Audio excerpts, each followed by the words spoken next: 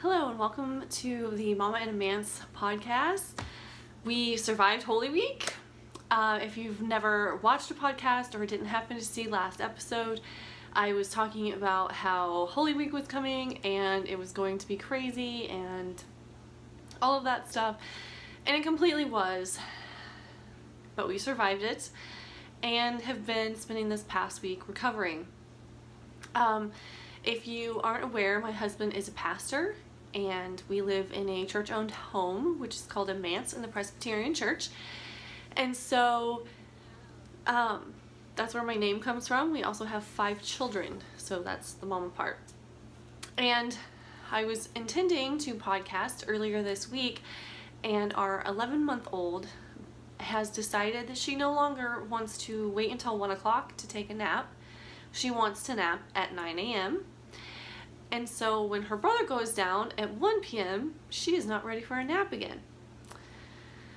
So I've had a really difficult time podcasting, and the one day that they both took naps at the same time, I, at about noon, was like, what time is bedtime? Because I'm not going to make it through the day. We are so exhausted. Monday we were pretty good, and then it just like the exhaustion hit us from the non-stop go. But we got everything accomplished. We forgot no communions. The Easter Bunny came. We had family dinner. We did all the extra services. We were at the sunrise service with all the children. We survived! It's a huge accomplishment for me, anyways. But I am podcasting today on a Sunday afternoon when usually I'm vegging out because I didn't know when I would get another chance with the baby, and my husband is going to a meeting today in Lincoln, and so he's going to be gone all evening. And for some reason, the lighting is super strange, so I'm actually sitting in the library with the lights off and the blind half closed and podcasting in the dark. But for some reason, it looks halfway decent on my phone camera, because before I was like, my whole face was blowing out. So like my forehead was this big shining moon. Not that it's like a small forehead or isn't usually shiny, but it was just like in your face. And then my nose and my chin were also just glowing. So I don't know. If the lighting gets weird halfway through, I might stop and adjust it again, but it looks a lot better this way than it did with lights on. So I don't know what's up with that, because usually if it's too dark you can't see anything. So I don't know. I'm still kind of blowing out a little bit. It's changing. It's weird. Anyways, so I have a podcast. I have been meaning to podcast since last Wednesday, so all of my stuff is kind of like in a jumbled pile and not super organized. But because Mike is leaving soon and putting babies down for nap time, I just decided I had to do it now or it wasn't going to get done. So, oh yeah, all that administrative stuff. See, I haven't done it in a couple weeks and now I forgot half of it. You can find me on Instagram and Ravelry as Mama and a Manse. There is a Ravelry group for the podcast, Mama and a Manse. And I also Gmail for Mama and a Manse. Yeah. And the other thing that I was going to ask you, please let me know. There has been kind of a trend of people doing live podcasts. And I was thinking about possibly doing that for like an anniversary podcast, you know, like the 15th episode or the 20th episode, and was just wondering if people like those, if you like them, if you miss them and you come back and watch them later. I do like it when people do that and they leave all the chat open so you can read that. But otherwise, it's kind of weird, I think, when you go back and watch something that was live later on. So I was just kind of wondering about your opinions. I'm not even sure that our internet at the house can sustain it. I don't know how good of internet you have to have. But my podcast, when I go to upload these videos, I go and use the business internet at the church because it is twice as fast at uploading. My first podcast took 22 hours to upload. Yeah. But it was longer, but I also did it on the internet here at the house and it was horrible. So I'm not even sure that a live podcast would be possible. But I was just kind of wondering what people thought of them. Anyways, so let me get into this and see if I end up with things that I forgot about. I already remember I forgot something in the other room. Okay, so for my FOs, I have not even shown this one as a whip. Actually, I did show a little bit of it when I showed you all of my like long languishing whips. It was the Eastern Market Tote, and I just had like a little provisional cast on and maybe a row or two, and I took it out and finished it since the last podcast. So it's out of Cascade Pima cotton. I got these handles for it from loveKnitting.com. This is a whip that I've had the yarn for probably 3 or 4 years and had actually started almost 2 years ago. But I made it with the handles so it can be made, use more of kind of a purse thing instead of like a market bag, because we don't have farmers markets around here. I don't know why, because we live in the middle of cornfields. You'd think they'd be everywhere, but so that is my first finished object. And then one that I will try to share a picture from Easter of me wearing was the Bello Casamento shrug. And it's gonna be kind of hard just because of what it is to show. This was also a long languishing whip. I started this, I think, in maybe June 4 years ago. And yeah, you can't really see most of it. There's the bottom of it. That curled up while I was wearing it. I had all but about 2 of these lace repeats done.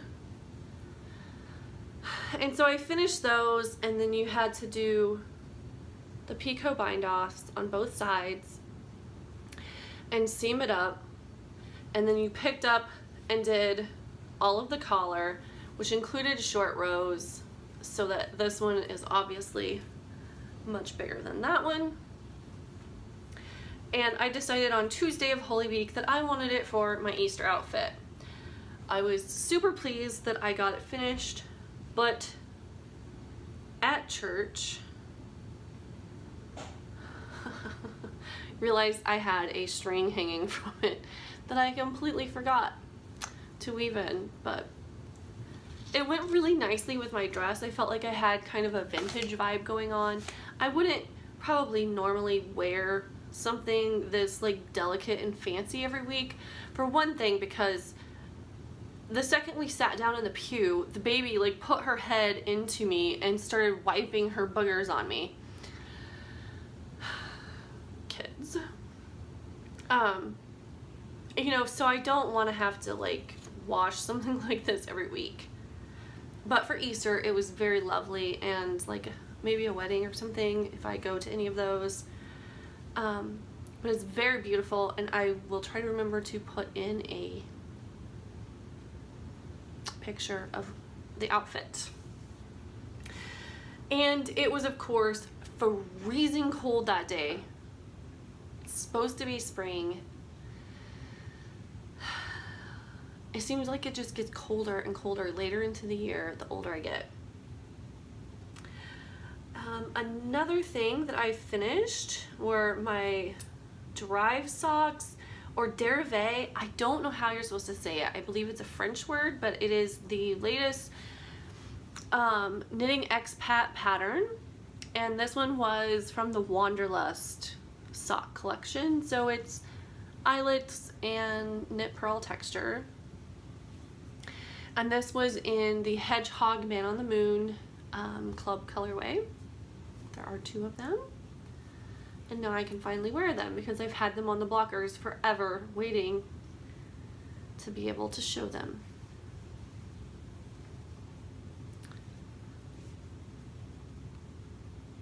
And I guess I always forget to do the needles. Does that matter to anybody? Can you tell me?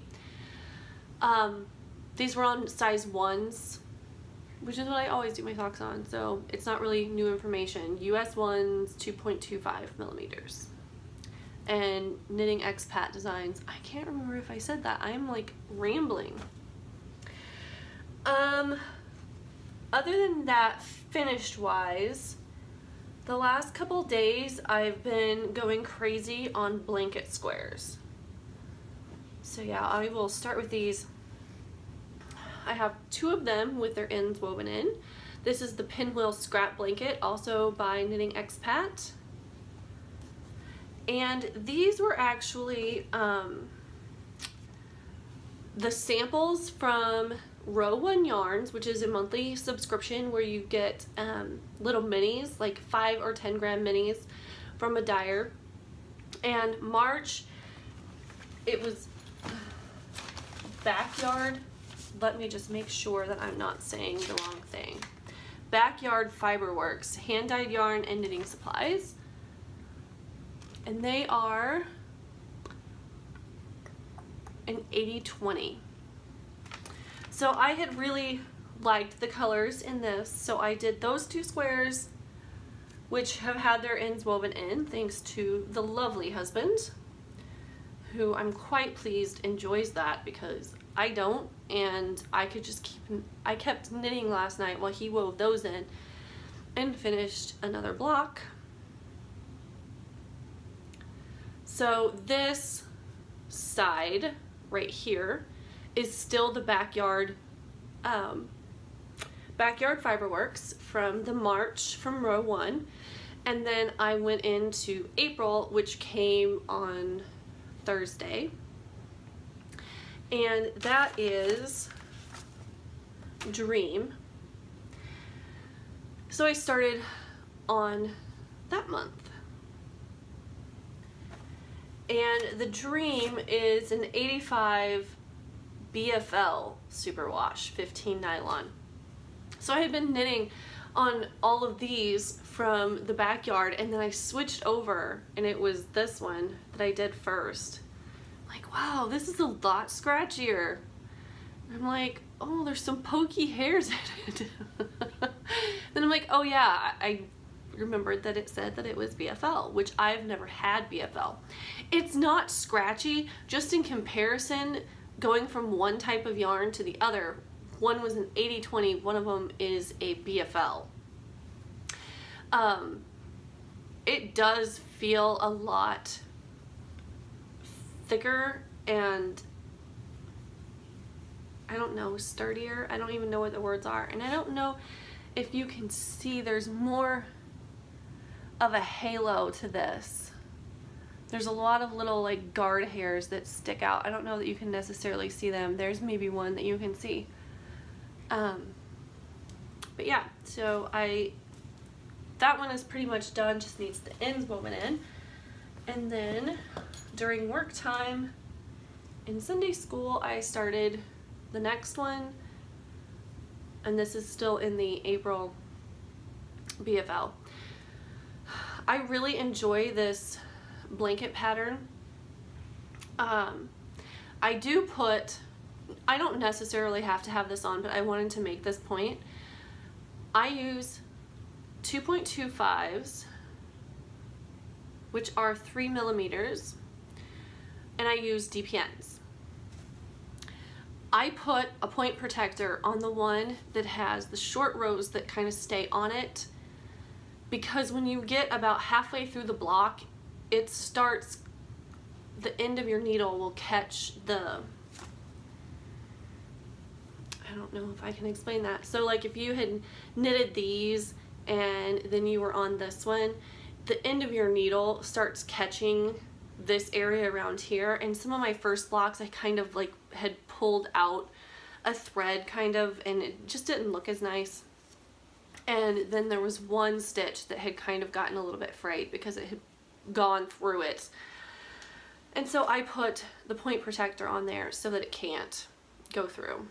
And that's my little Haya panda bear, who I think is cute, and my 3-year-old and 11-month-old like to chew on.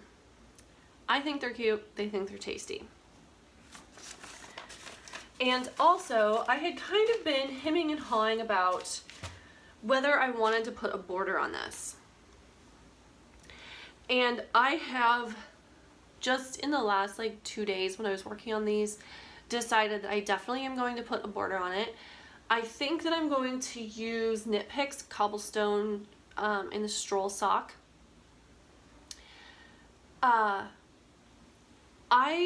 really love the pinwheel effect of these blanket squares. They're different, and I like kind of this, I don't even know how to explain it, just the pinwheel shape instead of it being like a square.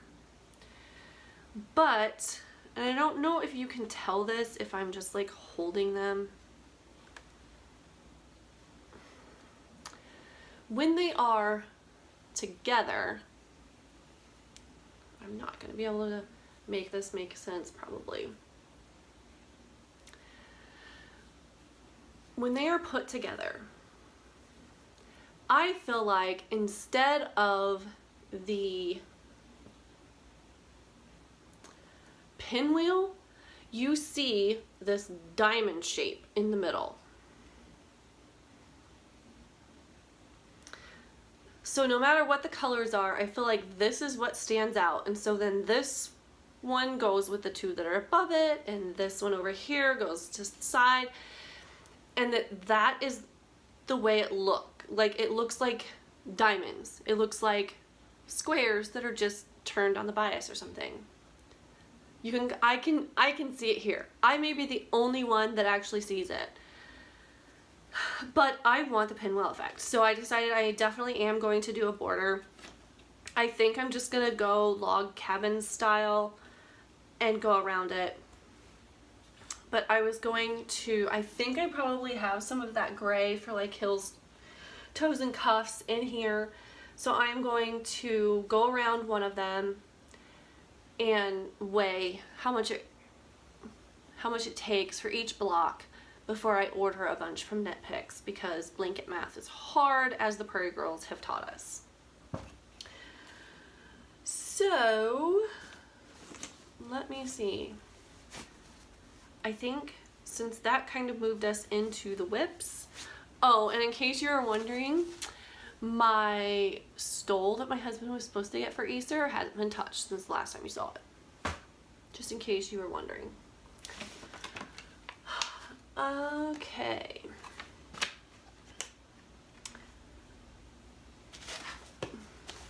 So I started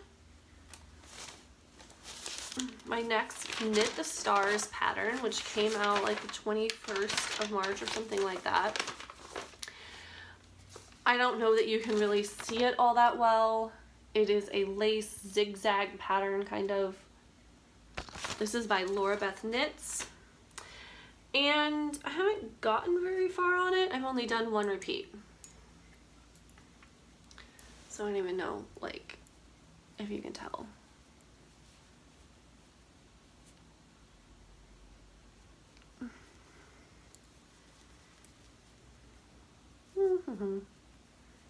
Oh, you can't really tell. But I've done one lace repeat on that. And this is another club colorway from the Hedgehog Sock Yarn. And it is Salvatore. I think it's Salvatore. It may be Salvador. But the tape like took off my little thing right there. So I can't tell which one it is. But it was another club colorway. I've had problems with this, and so that's another question I wanted to ask you. I have never heard of anybody having problems with Hedgehog except that the main girl said it was kind of splitty. So my husband was winding it for me into 2 cakes, and sorry, they look like crap. But you can obviously tell that these are 2 very, very different sizes. Well, he was winding this one, and the yarn broke. Like, from the Swift to the ball, it just came apart. And so then, like, he tried to get it to go some more, and another piece, maybe like 2 or 3 feet long, also broke. So I was like, it's fine, just leave them uneven, because this was over 30 grams, and I don't think I usually use more than 60, so I figured that this was probably going to be fine. And then I was knitting, and about 3 rows in, I don't know if you can see this, but it broke again. This is obviously not cut as a monstrous child in my house likes to do. And I don't know how to get that to focus, because it is definitely not. But I was like, you know what? I'm going to keep going, and if it happens again really soon, then I'll figure something out to do about it. And then down here in the lace, it did it again. As you can see. So I tied another knot. So that's 4 times that this yarn has broken. It's not from the same month as the Drive socks.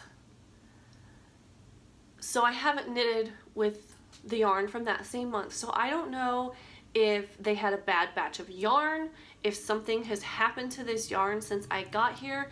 It's such uneven breaking that I don't necessarily know that even like if a cat got to it or something, that it would be so random. Because you know, that's quite a bit of space in what would be a skein between here and here for it to break. So I don't know. If I have any more breaks, I'm going to contact Hedgehog, but I'm just wondering if anybody else has had any kind of issues like this. I'm also keep going because I don't like orange, but I love this color. I love these speckles. There's blue and purple and green, and I absolutely adore them. I like how it has this kind of weird stripey color to it. Wow, that's making it look yellow, but it's not. And I really, really want these socks because I adore the color, which for me, orange is not my thing, but I really like this. It's a gorgeous speckly. You can't really see a lot because it's all kind of mangled, but anyways, so if anybody's had problems with Hedgehog like that before, please let me know.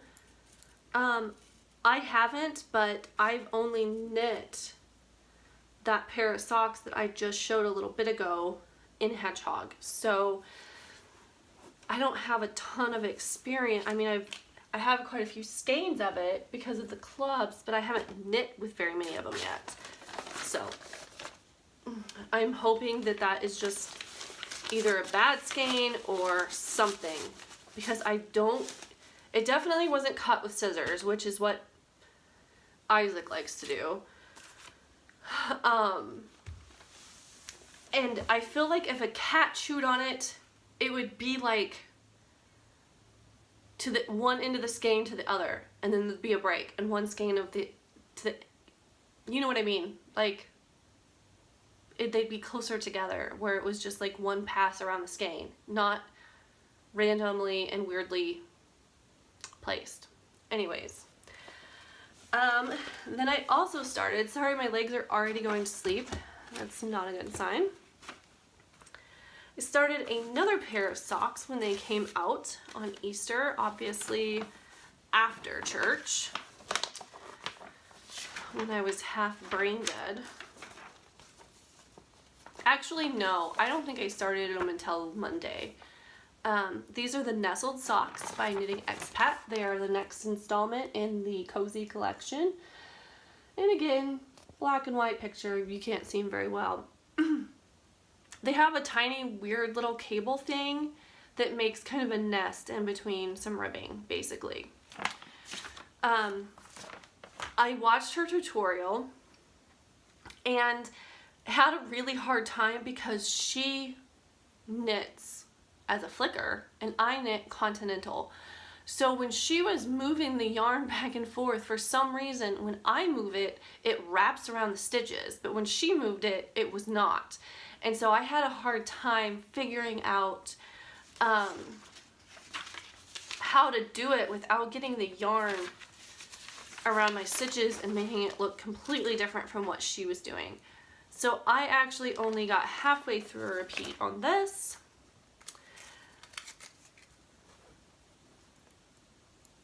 So there's really, again, not that much to see.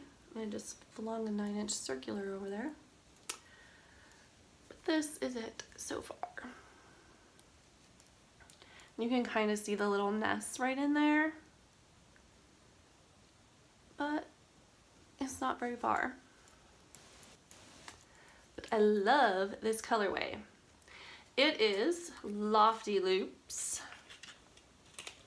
in her MCN base, which is an 80-10-10. I guess I should put it in front of the camera, huh? And this is Wisteria Lane. So I got this yarn out and wound and ready to go and all that, and I desperately wanted to watch Desperate Housewives because it's Wisteria Lane. But of course, you can't stream it on anything anymore. It annoys me. They take the best shows off. But yeah, these are super soft. I am loving them. They are squishy. And I will look forward to having those all done to wear.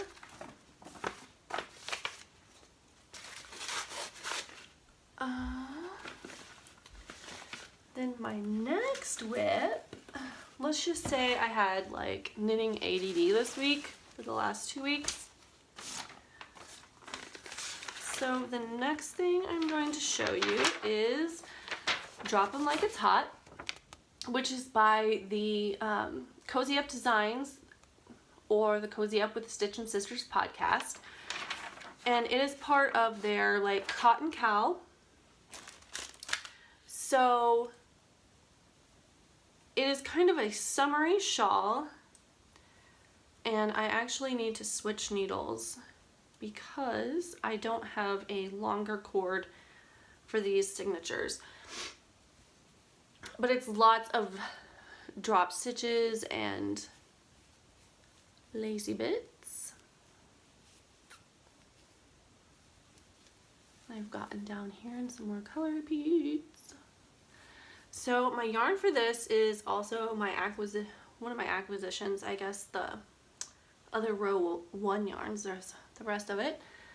But this is Teal and this is Jewel. And these are by Creek Garden Crafts.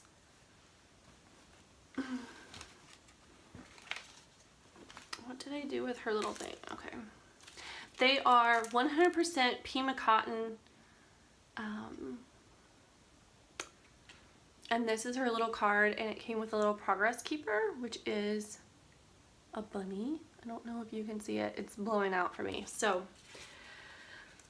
I got these, and these are the same colors that Sarah used in her shawl, but I'm doing the colors opposite. Because in Jamie's shawl, I felt like she used the sparkle, or the speckle on the bottom, and Sarah used blue on the bottom, her solid on the bottom. And I feel like whatever's on the bottom, you see more of. So on both of those shawls, whichever one was the bottom color was the one that I felt looked more dominant. And so I wanted the pretty speckle to be more dominant. So I switched the colors, and I'm doing the more solid blue up top, as you have seen. And there's just a few stripes of the jewel so far, and then it'll switch over and transition to that. But it is a fun knit. My biggest problem with this, and truthfully also with the My Sister shawl, is that I wanted to use my signatures for them because I had just gotten them at Christmas. Well, both of these patterns use multiple yarn overs. And the Free Your Fade that I just finished too also did. And so with the multiple yarn overs, these signatures don't have as smooth of a join. Actually, this one is better than some of my other ones. There's more of a difference between the cord and the needle. And so when it's like a double yarn over or triple yarn over, it seems to catch a lot more, and it's very frustrating for me. So I actually don't like the signatures for any of the patterns that have that type of yarn over, like multiple yarn overs. It's fine when it's one. It wasn't a problem at all, but if it's a double or a triple, the Free Your Fade had a triple in it, and it would catch every time, so I was constantly having to like inch it over the thing. And so the signatures, while I love them because they have a perfect amount of pointiness, they aren't too sharp, but they are not dull. And the cord is just so lovely and doesn't kink at all, and I love it, other than the join. I probably won't use the signatures anymore for anything that has any kind of open lacework stuff. So that's just a little review tidbit for you. The next thing is something you have seen before. The last time I showed you my Morning Mist by Annie Claire, I just had like half of the back panel thing done. So I finished the back panel, and it was 4 inches too wide. So I took 2 lace repeats off of both ends. It also still looks giant right here, but so I finished that. I did the shoulder stuff in the front, and then I picked up the 110 stitches across the back.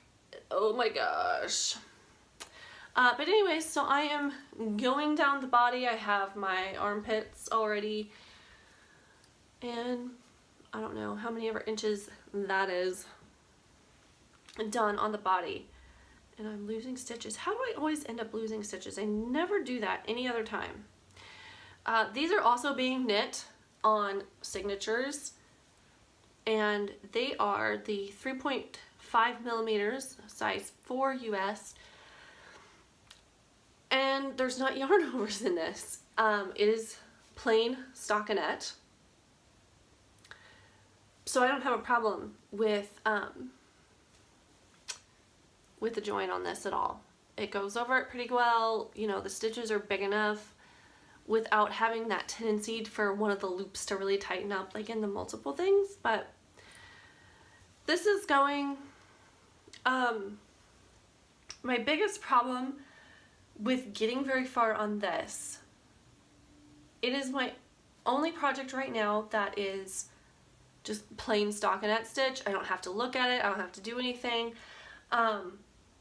The pinwheel blanket also kind of does, it is kind of a mindless knit. I don't really have to look at the pattern anymore, but the rows are really short, and so you're constantly getting to where you would turn and go back, and so I'm not as able to not look at my work with this as with this, but it is cotton.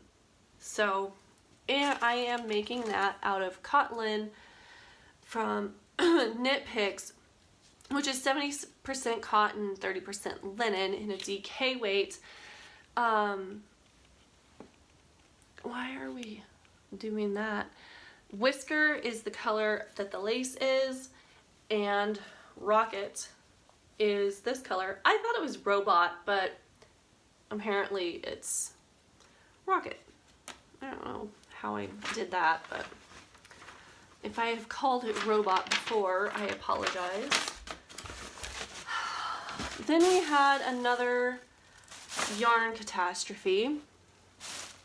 If you're on my Instagram, you might have seen that I was contemplating adoption for my 3-year-old, who, again, we thought he was out of this very destructive stage, and left the room and came back in, and he had gotten scissors to 2 cakes of yarn on the inside of them and the outside, so it was pretty much mutilated. I was able to save a little bit.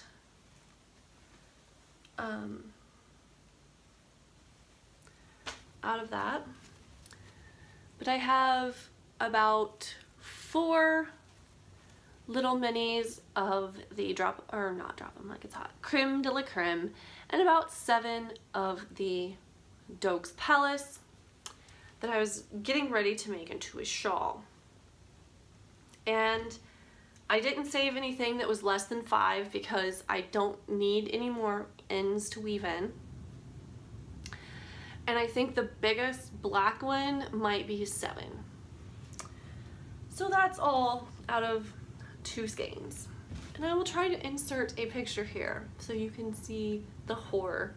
I should have taken a picture of the skeins with all the like strings going like that, because oh, so disgusting.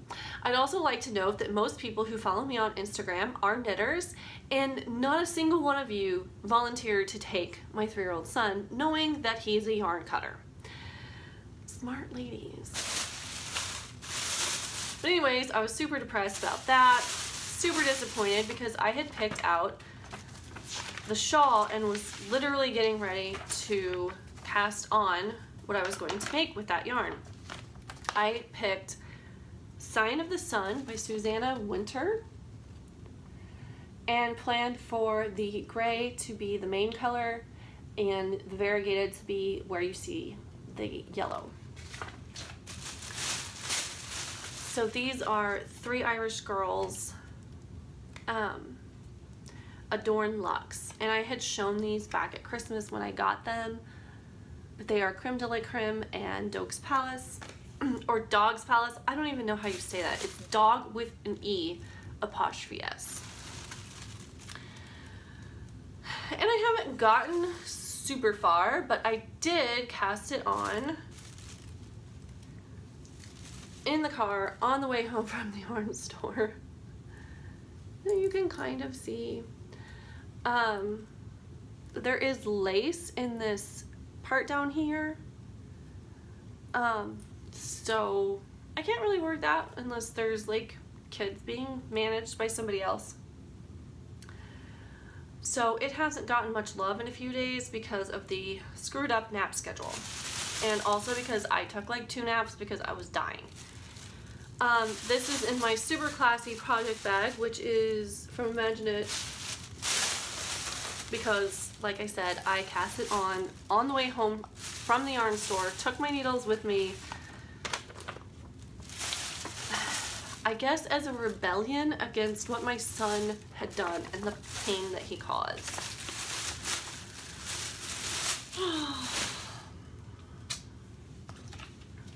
Okay, so I think that is all of my WIPs. Yeah. So as I was saying about my projects, I have 2 shawls that are lace, one of which is cotton. I have 2 socks, both of which this week have either lace or a cable thing that's kind of complicated. The blanket squares are kind of mindless, but not super. I can pick them up and put them down pretty easily, but I can't sit and watch TV and knit them. Especially, we have started watching The Americans, and you kind of have to watch because there's a lot of things that happen and nobody's talking, or like they're speaking Russian and so there's subtitles. So I was thinking, and then my morning mist is plain stockinette, but it's also in cotton. And my hands need a break sometimes, and they need something plain and mindless that I don't have to pay attention to. So I was going to start a knit along, and it's going to be called the Giant Feet Along. Basically, if you are knitting socks for a woman's size 11 or an adult man, yes, giant socks is basically it. I have some skeins of yarn that I have been avoiding casting on for my husband, but I decided that a giant sock like that can just be my like super chill non-cotton knits. They do not have to have any kind of pattern. They have to have a leg on them. They can't be shorties, but just for giant feet.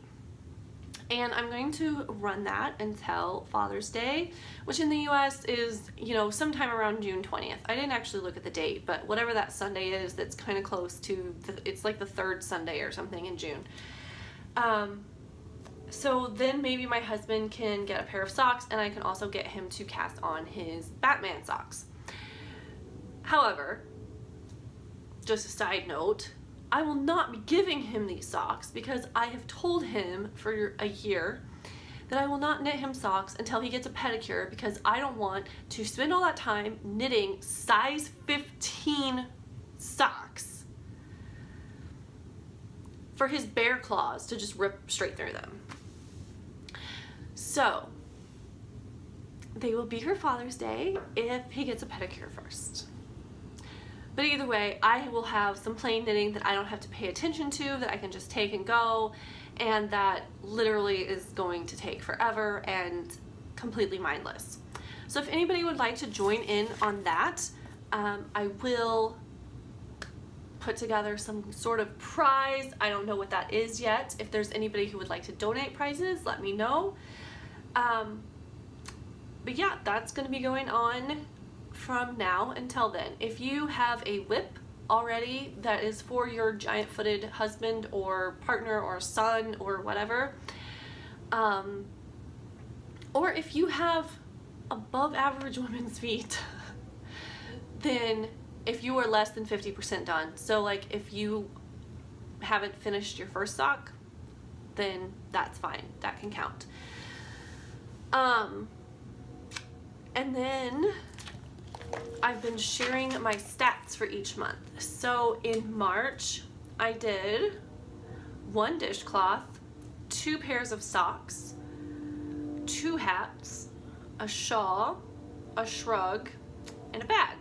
So I finished 8 projects, 2 of which, the market tote and the shrug that I showed you today, were very long languishing WIPs. So I felt pretty good about that, getting those out of the stash. That's one of my goals for 2018.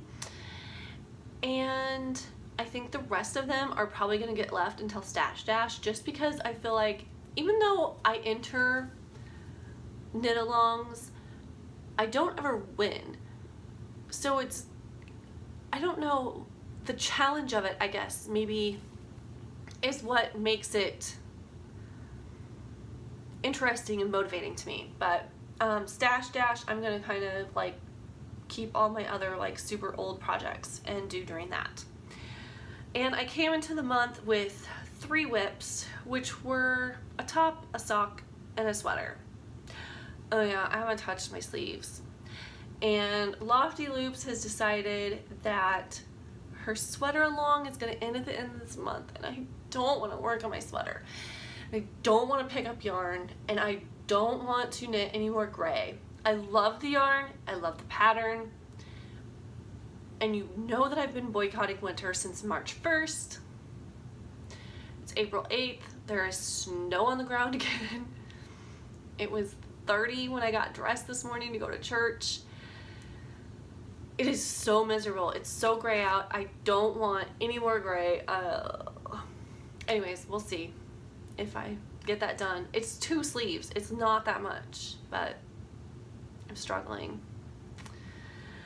As far as life in the manse, I think this is kind of long anyways, so compared to what I've been doing lately. So other than, oh, I do have a funny story though.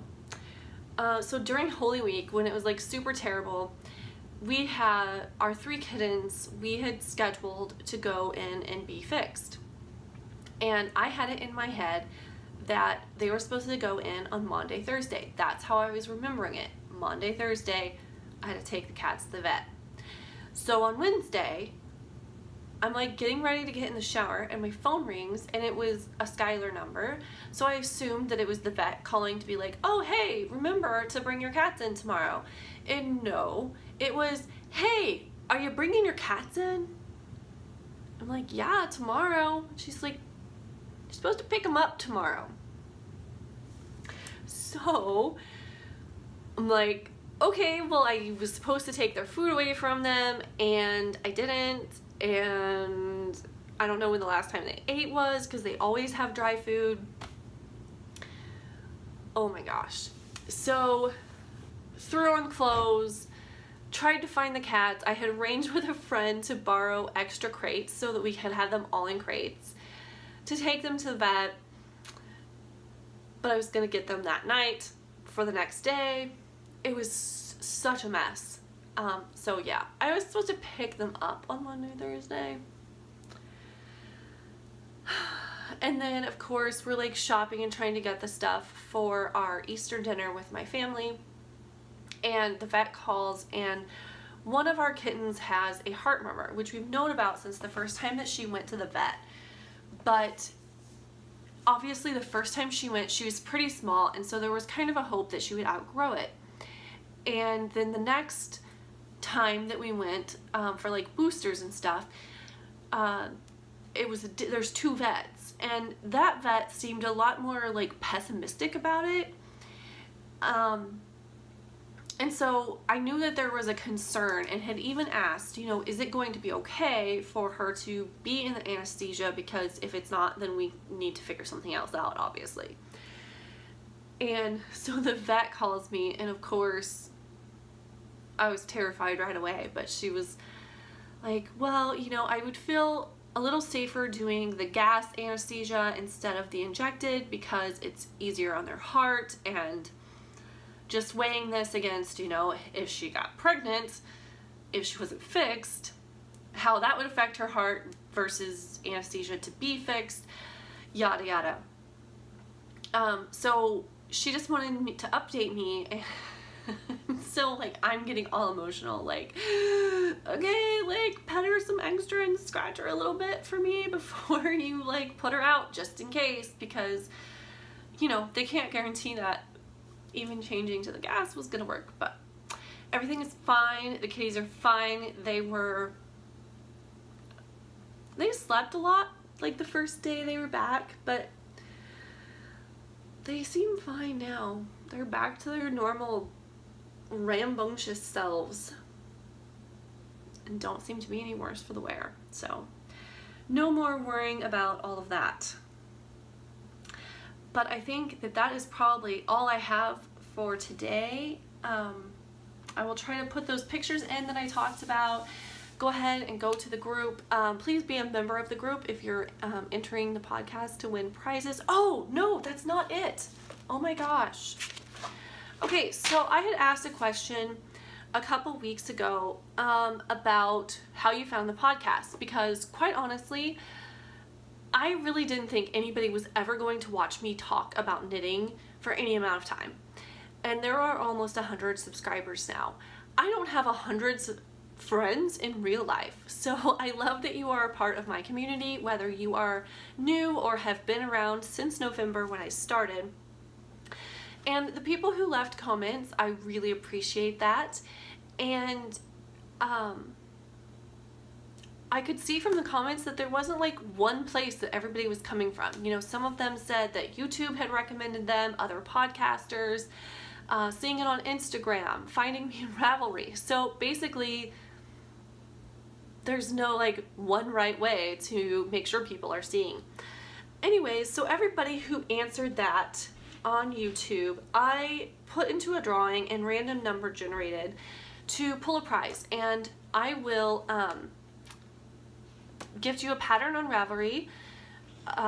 So the name was Kathy S. And she found me from the Mean Girls. So if that's your comment, please let me know and I will gift you whatever your favorite pattern on Ravelry is, up to like whatever people say, like $8 US or whatever. Single pattern, not like a $50 book. And my husband is creaking the floor and ruining my podcast now.